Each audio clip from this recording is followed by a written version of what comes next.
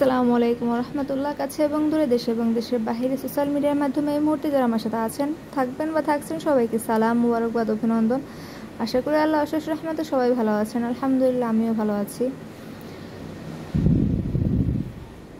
নতুন আরও একটি ভিডিওতে সবাইকে স্বাগতম। আশা করি ভিডিওটা সবার কাছে খুব বেশি ভালো লাগবে। নিজের হেদায়েত যখন নিজেই হারাই ফেলাই, তার চেয়ে ভয়ঙ্কর আর কিছু হতে পারে না। আমি বুঝতেছি আমি ভুল করতেছি, তারপর আমি নিজেকে সংশোধন করতে পারতেছি না। আমি জানি আমি আমার নফসকে অনেক কষ্ট দিচ্ছি, তারপর আমি নিজেকে আড়াল করতে পারতেছি না। আমার রব আমাকে ক্ষমা না করলে আমি সত্যি ধ্বংস হয়ে যাব। নিজের হেদায়েত হারাই ফেলা কতটা যে ভয়ঙ্কর, যে হারাই ফেলে সে বুঝে।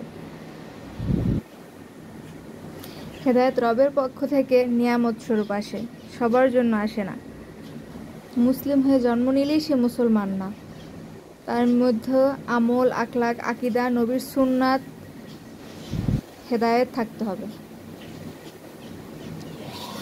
চরিত্র, শুধু একটা দিক ভালো থাকলেই হবে না, তার মধ্যে সব সাইড থাকতে হবে, তাহলে সে নিজেকে মুমিন মুসলমান হিসেবে দাবি করতে পারবে, তার আগে নয়।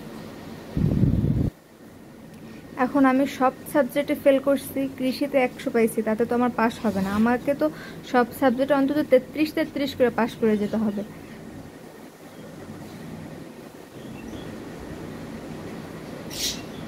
আল্লাহ তাআলা আমাদের সবাইকে হেদায়েত নসিব করুক, দ্বীনের পথে কবুল করুক, পথভ্রষ্ট না করুক। রবের সান্নিধ্য হারিয়ে ফেলা যে কতটা কঠিন, যে হারায় সে বুঝে। আজ এই পর্যন্ত। সবাই ভালো থাকবেন, সুস্থ থাকবেন, আমার জন্য দোয়া করবেন। কথা হবে, আড্ডা হবে অন্য কোনো ভিডিওতে। সেই পর্যন্ত সবার জন্য শুভকামনা রইল। আল্লাহ হাফেজ, ফি আমানিল্লাহ। আসসালামু আলাইকুম ওয়া রাহমাতুল্লাহ।